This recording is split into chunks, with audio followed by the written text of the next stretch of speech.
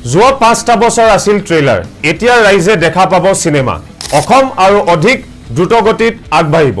ৰাজ্যৰ শাসনভাৰ দ্বিতীয়বাৰৰ বাবে সম্ভালিবলৈ ইতিমধ্যে হাজু হৈছে ডক্টৰ হিমন্ত বিশ্ব শৰ্মা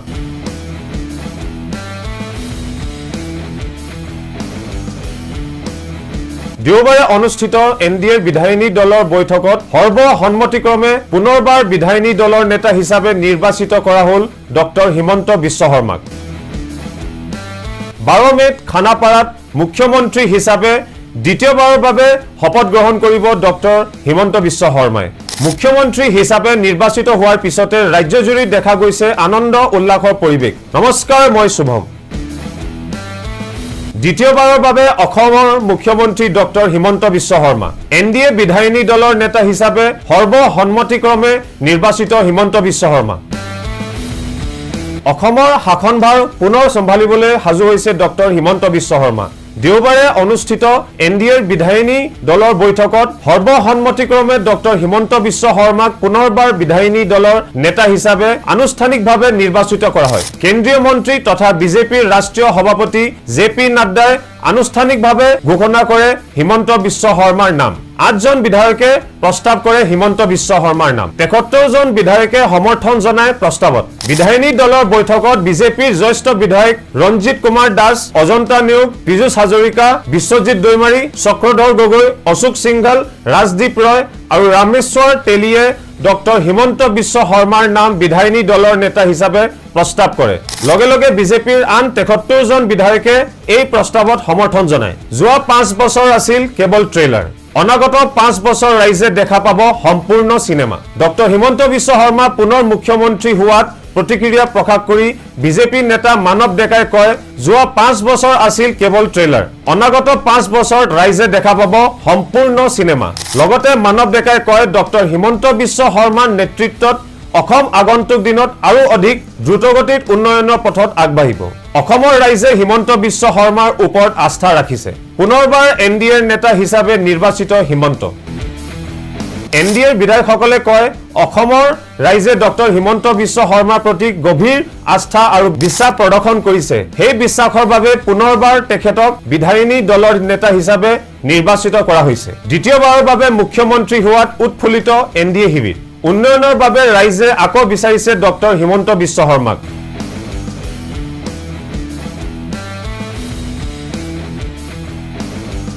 এনডিএ একাংশ নেতা বিধায়কৰ মতে ডক্টৰ হিমন্ত বিশ্ব শৰ্মাৰ নেতৃত্বত অসমত আগন্তুক 5 বছৰত অভূতপূৰ্ব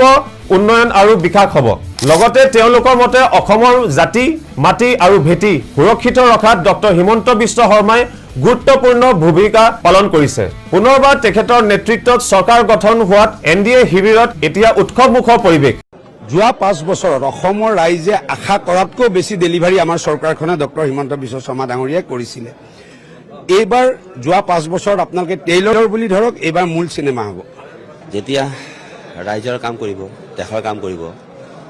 মই ভাবো যে সেই একান্তপতীয়ভাৱে দিন ৰাতি একাকাৰ কৰি যিজন ব্যক্তিয়ে আজি গোটেই অসমখন এটা নতুন দিশলৈ লৈ গ'ল কেইজন ব্যক্তিক নিস্বাৰ্থভাৱে তেখেতৰ যিটো ৰণকৌশলৰ যিটো বা উন্নয়নৰ যিটো ধাৰা সেই ধাৰাটোৰ বাবেই এই কাম সম্ভৱ হৈছে কাৰণ মই জানো যে সদায় ভাল কামৰ স্বীকৃতি থাকিবই কিন্তু ভালৰ ভাল তেখেতে কৰিছে সৰ্বকালৰ সৰ্বশ্ৰেষ্ঠ মুখ্যমন্ত্ৰী হিচাপে ডক্টৰ হিমন্ত বিশ্ব শৰ্মা ডাঙৰীয়া একেবাৰে অভাৱনীয়ভাৱে তেখেত আমাৰ সকলোৰে নেতা চাওক অসমখনত যে উন্নয়ন হৈছে অসমৰ জাতি মাটি ভেটি সুৰক্ষিত হৈছে আই মাতৃসকলে মাতা বেহানে সন্মান পাইছে যুৱ প্ৰজন্মই সন্মান পাইছে ভাষা কৃষ্টি সংস্কৃতি সৰ্বদিশতে আজি ৰাজ্যখন গৰিমামণ্ডিত হৈছে আৰু সেইকাৰণে এইবাৰ নিৰ্বাচন বহুত সহজ আছিলে মাননীয় মুখ্যমন্ত্ৰী মহোদয়ৰ সন্মুখৰ নেতৃত্বত অসমৰ জনসাধাৰণে অভূত পৰিমাণে ডক্টৰ হিমন্ত বিশ্ব শৰ্মা ডাঙৰীয়াৰ ওপৰত আস্থা আৰু বিশ্বাস ৰাখি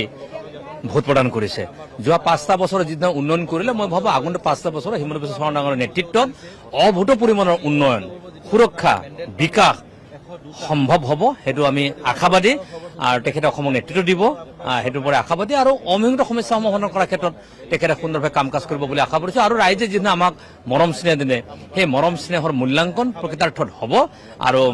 সেইটো মূল্যাংকন কেনেকৈ হ'ব ডক্টৰ হিমন্ত শৰ্মা ডাঙৰীয়াৰ নেতৃত্বত 5 বছৰ নহয় বছৰে বছৰে ৰিপৰ্ট কাৰ্ড আহিব কিন্তু বিধায়কসকলৰ কম্পিটিশ্যনো বাঢ়িব কাৰণ 102 গৰাকী মইতো আশা প্ৰকাশ কৰিম বছৰে বছৰে ৰিপৰ্ট কাৰ্ড হয়, 6 মাহৰ মূৰে মূৰে মুখ্যমন্ত্ৰী ডাঙৰীয়াৰ ৰিপৰ্ট কাৰ্ড ল'ব লাগে আৰু কি ধৰণে উন্নয়ন হৈছে। যোৱা 5 বছৰে আমাৰ মাননীয় মুখ্যমন্ত্ৰী ডাঙৰীয়াৰ নেতৃত্বত অসমৰ বিকাশ আৰু অসমৰ সুৰক্ষাই এক বিশেষ মাত্ৰা পাইছিলে আৰু সেইকাৰণে এই বছৰ অসমৰ ৰাইজে মুখ্যমন্ত্ৰী ডাঙৰীয়াৰ প্ৰতি যথেষ্ট আস্থা বিশ্বাস দেখুৱাইছিল। সেই একেধৰণে আমাৰ বিধায়িনী দলৰ প্ৰতিগৰাকী বিধায়ক আৰু NDAৰ প্ৰতিগৰাকী বিধায়কে মুখ্যমন্ত্ৰী হিমন্ত বিশ্ব শৰ্মা ডাঙৰীয়াক আমাৰ বিধায়িনী দলৰ নেতা নিৰ্বাচন কৰিছে। গতিকে অহা 12 তাৰিখে আমাৰ নেতা ডক্টৰ হিমন্ত বিশ্ব শৰ্মা ডাঙৰীয়াই দ্বিতীয়বাৰৰ কাৰণে মুখ্যমন্ত্ৰী হিচাপে শপত ল'ব আৰু আমি সকলোৱে অত্যন্ত গৌৰৱান্বিত হৈছো, আনন্দিত হৈছো। মৰ্ণিং শ্ব'জ দা ডে। হিমন্ত বিশ্ব শৰ্মা ডাঙৰীয়াৰ গত দিনবিলাকত তেখেতৰ কামৰ যি নীতি গতি সেইটোৰ ওপৰত প্ৰভাৱিত হৈ 102টা চিটত এতিয়া আমাৰ NDA যে পাইছে আৰু ইয়াক আৰু ত্বৰান্বিত হ'ব, এইটো আপোনালোকে একেবাৰে চাই থাকক। ডে 1ৰ পৰাই তেখেতৰ যি এই ডেভেলপমেণ্টৰ ব্যৱস্থা, এই ব্যৱস্থাত তেখেতে মনোনিৱেশ কৰিছে আৰু মই আপোনালোকক এটা কথা ক'লো যে অসমখন 3খন ৰাজ্যৰ ভিতৰত যে হ'ব, এই সপোন সাকাৰ কৰিব আমাৰ মাননীয় মুখ্যমন্ত্ৰী ডক্টৰ হিমন্ত বিশ্ব শৰ্মা ডাঙৰীয়াই।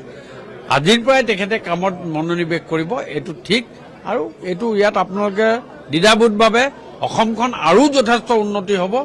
আৰু যিখিনি কাম কৰিবলগীয়া আছে এইখিনি কাম হ'ব। খুব ভাল লাগিল। ইয়াতকৈ গৌৰৱময় দিন, সৌভাগ্যময় দিন আমি বিধায়ক হিচাপে আমি আৰু নাপাম। আমি আশা কৰিছোঁ ভাৰতীয় জনতা পাৰ্টি আৰু NDA চৰকাৰখন সফলতা অৰ্জন কৰে। 5 বছৰৰ কাৰণে এইটো হিমন্ত বিশ্ব শৰ্মাৰ 2O আৰু এইটোত উন্নয়নৰ ৰকেট নহয়, এবাৰ উন্নয়নৰ মিছাইল পাব অসমে। আমি 102 গৰাকী বিধায়ক খুব গৌৰৱান্বিত। একমাত্ৰ এটাই কাৰণ, এগৰাকী বিকাশ পুৰুষৰ হাতত অসমৰ বিকাশৰ দায়িত্ব আমি পুনৰ দিবলৈ সক্ষম হৈছোঁ। সেই সুবিধা, সেই সৌভাগ্য ভগৱানে আমাক অৰ্পণ কৰিছে। গতিকে আমি আটাই সুখী আৰু আমি আশাবাদী হিমন্ত বিশ্ব শৰ্মা ডাঙৰীয়াৰ নেতৃত্বত অসমখন বিকাশ আৰু বিৰাসত দুটা দিশতে অসমখনক আগুৱাই লৈ যাব পাৰিব। ইয়াতকৈ হয়তো আনন্দৰ বিষয় একো থাকিব নোৱাৰে। ডক্টৰ হিমন্ত বিশ্ব শৰ্মা ডাঙৰীয়াই পুনৰ ভাৰতীয় জনতা পাৰ্টীৰ নেতৃত্বাধীন যি NDA চৰকাৰ অসমত নেতৃত্ব দিবলৈ গৈ আছে, আমি খুব আশাবাদী আৰু আমি প্ৰথমৰ পৰাই আশাবাদী যে ডক্টৰ হিমন্ত বিশ্ব শৰ্মা ডাঙৰীয়া অসমৰ পুনৰ মুখ্যমন্ত্ৰী হ'ব আৰু অসমৰ জনসাধাৰণক ডক্টৰ হিমন্ত বিশ্ব শৰ্মা ডাঙৰীয়াৰ ওপৰত বিশ্বাস ৰাখিয়ে পুনৰবাৰ অসমত যি মিত্ৰজোঁটৰ চৰকাৰ, এই চৰকাৰ প্ৰতিষ্ঠা কৰিছে। গতিকে আমি যথেষ্ট আশাবাদী অনাগত দিনত অসমৰ ৰাইজৰ যি আশা আকাংক্ষা সেইখিনি পূৰণ কৰিবলৈ সক্ষম হ'ব আৰু অসমৰ আমি ভবা ধৰণে প্ৰত্যেকটো সমষ্টিতে সুন্দৰভাৱে কামবিলাক ন্যায়কৈ চলি যাব। বহুত ডক্টৰ হিমন্ত বিশ্ব শৰ্মা ডাঙৰীয়া অহা 5 বছৰৰ কাৰণে মুখ্যমন্ত্ৰী হিচাপে আজি NDA নেতা নিৰ্বাচিত হৈছে। অহা 5 বছৰ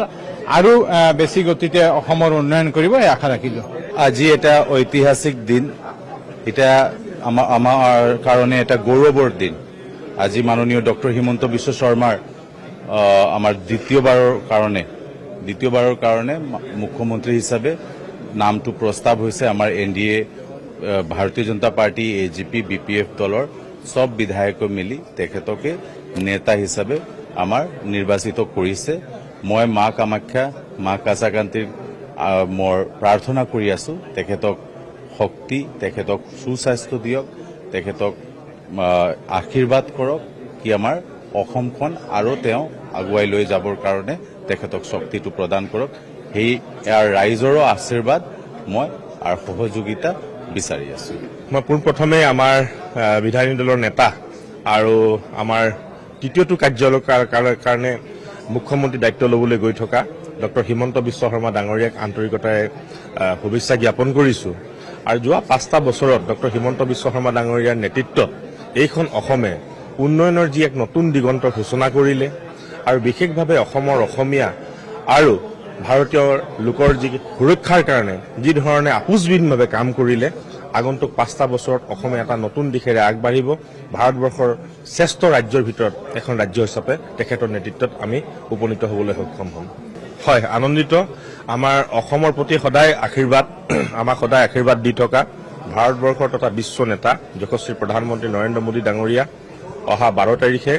আমাৰ শপত গ্ৰহণ অনুষ্ঠানত তেখেত উপস্থিত থাকিব। তেখেতৰ উপস্থিতি সদায় আমাক প্ৰেৰণা দিয়ে, নতুনকৈ কাম কৰাৰ কাৰণে আমাক প্ৰেৰণা আমি তেখেতৰ পৰা লাভ কৰোঁ আৰু আমি দৃঢ়ভাৱে বিশ্বাস কৰোঁ যে ডক্টৰ হিমন্ত বিশ্ব শৰ্মা ডাঙৰীয়াৰ নেতৃত্বত অহা 5টা বছৰে অসমে এখন নতুন অসম আৱিষ্কাৰ কৰিব। বিধায়িনী দলৰ নেতা হিচাপে নিৰ্বাচিত হোৱাৰ পিছতে লোকভৱনত ৰাজ্যপালক সাক্ষাৎ কৰে ডক্টৰ হিমন্ত বিশ্ব শৰ্মাই। চৰকাৰ গঠন দাবী জনাই বিধায়কৰ স্বাক্ষৰ সম্বলিত সমৰ্থনৰ পত্ৰ ৰাজ্যপালৰ হাতত অৰ্পণ কৰে শৰ্মাই। 12 মেৰ দিনাই পুৱা 11 বজাত খানাপাৰাত দ্বিতীয়বাৰৰ বাবে মুখ্যমন্ত্ৰী হিচাপে শপত গ্ৰহণ কৰিব ডক্টৰ হিমন্ত বিশ্ব শৰ্মাই। ইতিমধ্যে শপত গ্ৰহণ অনুষ্ঠানৰ বাবে যুদ্ধকালীন গতিৰে খানাপাৰাত চলিছে ব্যাপক প্ৰস্তুতি।